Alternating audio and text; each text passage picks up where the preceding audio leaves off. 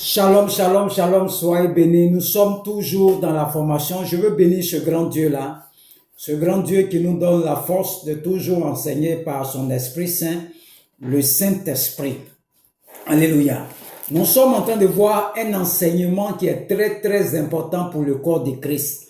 Pour ceux qui ont soif de la délivrance, qui ont soif de la connaissance, qui ont soif de la liberté, cet enseignement est bienvenu pour toi. Alléluia. Et nous sommes en train de voir un thème, c'est une série d'enseignements sur l'envoûtement. Alléluia. L'envoûtement. Alléluia. Et nous sommes en train d'aller tout doucement pour que tu comprennes. Alléluia. Parce qu'il faut que tu comprennes. Pour ceux qui font la délivrance, quand on parle d'envoûtement, je ne sais pas c'est quoi. Mais il faut qu'on parle doucement pour que tu comprennes ce qu'on appelle l'envoûtement.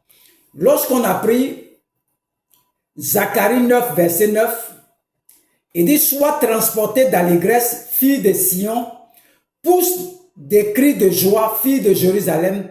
Voici ton roi vient à toi, il est juste et victorieux, il est humble et monté sur un âne. » Alléluia. Monté sur un âne. Alléluia. Ça, c'est une prophétie que, au temps de Zacharie 9, verset 9, Zacharie a donné la prophétie que son roi, le roi d'Israël, doit faire son rentrée sur un âne. Alléluia. La prophétie est donnée. Il y a beaucoup de personnes qui sont dans nos églises qui ont reçu des prophéties. Mais ça ne s'accorde pas depuis là. Depuis combien d'années, 10 ans, 15 ans, tu vas voyager, tu vas te marier, tu vas enfanter, tu vas faire ça. On leur a donné toutes sortes de prophéties. Mais jusqu'à aujourd'hui, rien ne s'est accompli. Alléluia. Rien ne s'est accompli. Alléluia. Zacharie a prophétisé dans le temps là. Il y a un temps qui va arriver là. Le Seigneur va rentrer à Jérusalem. Le peuple va l'attendre, mais il sera sur un âne. Voici la prophétie que Zacharie a donnée. Alléluia. Il donne la prophétie et la prophétie va s'accomplir. Alléluia.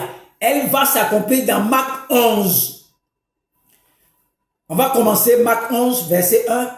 Lorsqu'il approchait de Jérusalem et qu'il fut près de Bethphagée et de Béthanie, vers la montagne des Oliviers, Jésus envoya 2 de ses disciples. Voici le Seigneur Jésus-Christ. Il est prophétisé par Zacharie que mon Seigneur va rentrer à Jérusalem sur un âne. Jésus arrive à la porte de Jérusalem.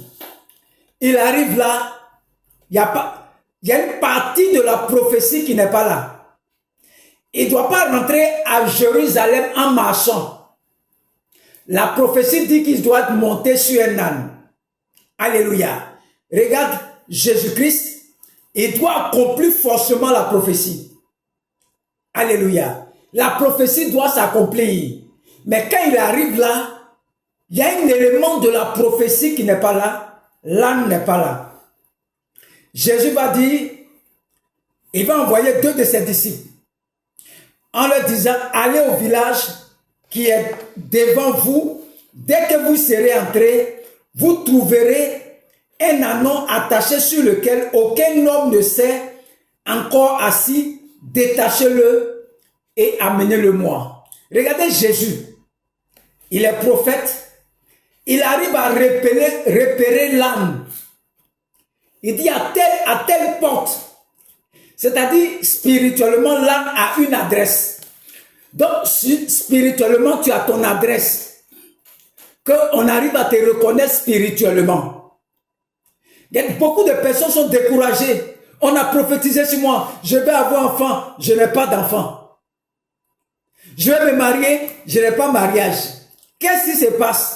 Jésus-Christ aussi, Zacharie a prophétisé que le Seigneur doit rentrer à Jérusalem sur un âne. Jésus arrive là, il n'y a pas, une partie de la prophétie n'est pas là. Regardez le pauvre âne qui est attaché. Il est attaché, n'a pas de possibilité. L'âne est limité. Parce que le propriétaire lui a donné une sphère d'influence, de mouvement. Il ne peut pas aller au-delà. La corde qu'il attachait déterminait ses mouvements. La corde qu'il attachait autour de ça, seulement il peut tourner. Il ne peut pas aller au-delà. Il y a des gens comme ça. C'est prophétisé que dans votre famille là, vous ne devez pas faire d'enfants. Dans votre famille, vous ne devez pas vous marier. Donc, c'est cette chose qui t'a lié. Donc, c'est ton adresse spirituelle, l'adresse qui est sur vous là, vous ne devez pas faire d'enfants. Tu peux ne pas le savoir, mais regarde ta vie. Tu sauras qu'il y a quelque chose qui n'est pas normal dans ta vie. Toi, tu sens ça. Tu sens qu'il y a quelque chose qui n'est pas normal. On a prophétisé sur toi. Toutes les veillées de prière qui étaient dedans. Tu qu'on te voit, tu vas voyager. Tu vas voyager. Tu vas voyager. Tu vas voyager. Avec maman, tout est neuf maintenant. L'âne était attaché par le propriétaire. Dans la prison, il y a deux éléments. Dans toute forme de prison, tu es condamné, privé de liberté et tu n'as pas de mouvement. Parce qu'en réalité, être privé de liberté est différent d'être privé de mouvement. Tu peux avoir des mouvements sans liberté. Vous prenez un prisonnier, il est dans sa cellule. Il peut tourner dans la cellule seulement. Il est libre. Il peut faire les mouvements dans la prison. Mais il n'est pas libre. Donc, il peut avoir des mouvements dans ta vie sans liberté dans ta vie. Regardez nos églises. Regardez comment les gens sont limités. Regardez ce qui se passe. Qu'est-ce qui se passe? On a prophétisé sur toi depuis longtemps. Mais la prophétie là, il n'y a pas de tête, il n'y a pas que. Tu vas me dire c'est normal. Ça peut jamais être normal. Ça peut jamais être normal. Ce que tu vis là, ça peut jamais être normal. Jésus nous dit, quand une prophétie tend d'arriver, la prophétie tarde. Mais regardez l'attitude de notre Seigneur Jésus-Christ. Le Seigneur pouvait dire, Seigneur, tu as prophétisé. Tu avais dit, quand je vais rentrer là à Jérusalem, je serai sur un anon. Zacharie 9, verset 9. Tu as même dit au peuple de m'attendre. Eux tous m'attendent. Papa, je suis là. Et il n'y a rien. Tu as dit que l'annon devait m'attendre. Mais où est l'annon? Seigneur, c'est comme ça que tu pries. Tu as dit que je vais me marier. Tu as dit que je vais me marier. Mais Seigneur, où est le mariage là? Tu as dit que je vais voyager. Tu as dit que je vais voyager. Tu as dit que je vais voyager. Tu m'as montré ça dans mes songes. Mais Seigneur, où est le voyage là? Ah, moi, je ne comprends plus. Seigneur. Je ne comprends plus, Seigneur. Je ne comprends plus, Seigneur. Tu passes le temps à te plaindre seulement. Est-ce que tu as vu Jésus-Christ se plaindre? Est-ce que tu as vu Jésus-Christ? Il a passé son temps à se plaindre. Quand il arrive, une autre partie de la prophétie n'est pas là. Une autre partie de la prophétie de Zacharie qui dit qu'il doit rentrer à Jérusalem sur un anon, l'âme n'est pas là. C'est ce que tue beaucoup de chrétiens.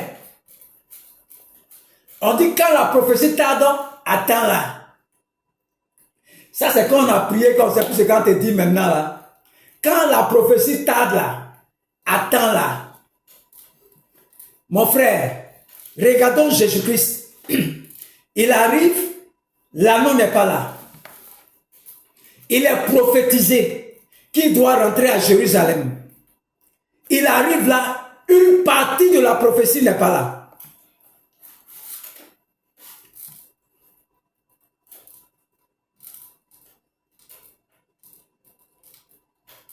Une partie de la prophétie n'est pas là. Tu vas voyager, tu vas te marier, tu vas travailler. Depuis là, tu ne vois rien. Voilà Jésus qui il arrive aussi, depuis il ne voit rien. Il ne voit pas l'âme. La prophétie doit s'accomplir. Je vais te donner un secret. Il y a des moments de la vie, quand tu as reçu la parole prophétique, quand tu as reçu la vision, et Dieu te montre comment ça va finir, on ne négocie plus. On va droit au but. On règle les problèmes et on arrive à la fin.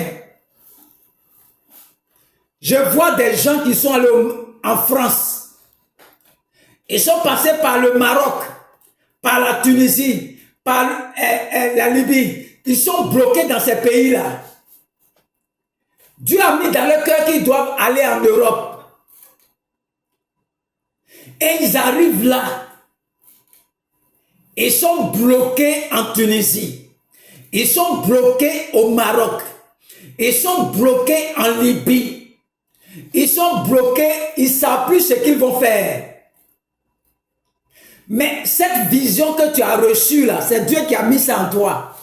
On a dit que tu seras en France, tu seras en Italie, mais tu es arrivé, tu es bloqué au Maroc. Et les gens sont obligés de devenir esclaves là-bas. Ils sont obligés de travailler dans les champs. Ils sont obligés de faire des travaux. Ce n'est pas la vision que tu as reçue. Tu partais en Europe, mais arrivé en Tunisie, il y a une partie de la prophétie qui n'est pas là. Jésus-Christ, ça fait quoi? Quand tu arrives là, l'autre partie de la prophétie qui n'est pas là, on ne négocie pas. Jésus a dit, deux de ses disciples, allez, il y a une annonce attachée à telle adresse, allez le détacher, dites que le maître en a besoin si on vous demande. Lorsqu'on t'a donné la prophétie, on dit que tu vas aller en France, on ne négocie pas.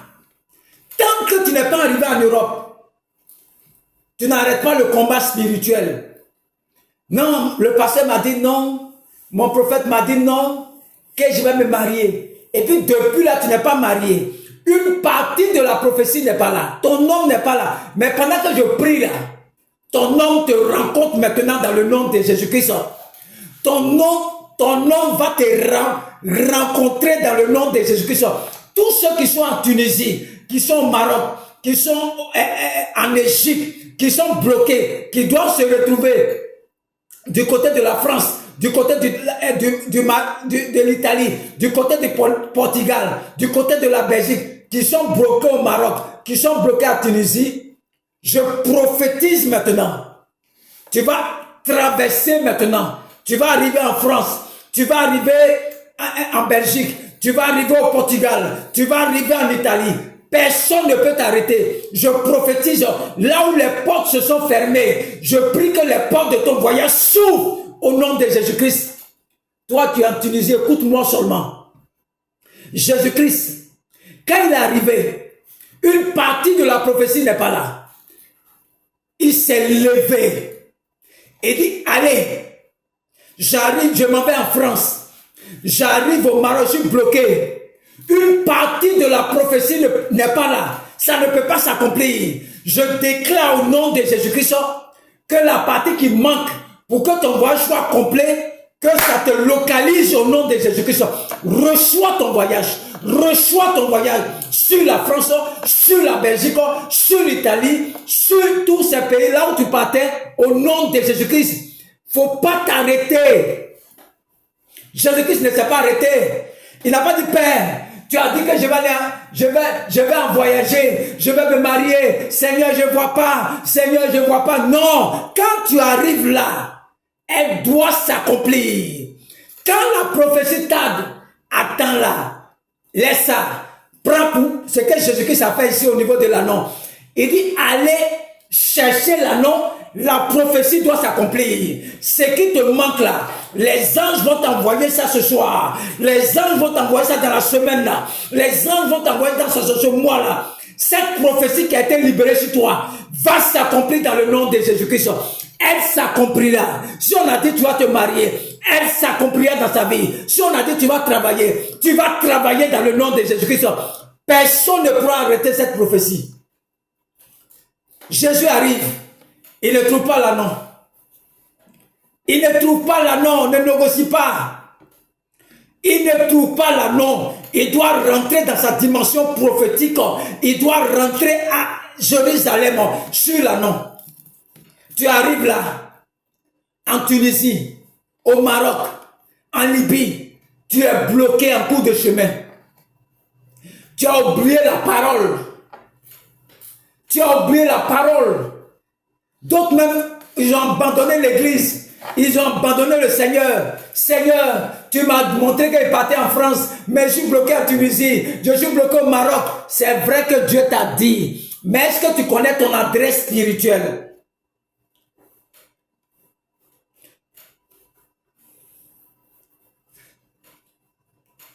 Il faut que tu deviennes un homme spirituel. Il faut que tu deviennes un homme spirituel. Un homme prophétique. Un homme prophétique. Ça veut dire quoi? C'est ta capacité à voir dans l'invisible. Il faut que tu montes en dimension. Jésus est arrivé là. La prophétie qu'on lui a donnée là, il y a quelque chose qui manque dedans. Beaucoup sont bloqués dans les pays maghrébiens. Ils sont bloqués là-bas. Ils veulent traverser pour aller en France. Dieu a mis ça dans leur cœur. C'était une vision. C'est Dieu qui t'a donné ça. Tu es bloqué au Maroc. Tu es bloqué en Tunisie. Tu es bloqué en Égypte. Tu veux traverser. Mais il y a quelque chose qui t'a lié. Tu es attaché spirituellement. Tu n'arrives pas à décoller pour aller en France. Tu n'arrives pas à décoller. Jésus n'a pas dit, Seigneur, tu m'as dit que je vais aller en France. Il arrive là. L'anneau n'est pas là. Il envoie 2 de ses disciples. Il est monté dans la dimension prophétique. Il est monté dans sa capacité à voir dans l'invisible. Satan est un distrailleur. Satan est un menteur. On ne délivre pas Satan par Satan. Quand un homme n'est pas à un certain niveau de sa croissance avec Dieu, pour avoir l'œil spirituel, Satan va te faire tourner en rond. L'anneau là, c'est qui? L'anneau, c'est toi-même.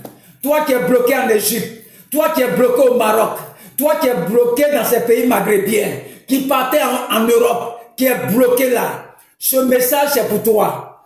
Jésus ne peut pas manifester sa gloire sans toi.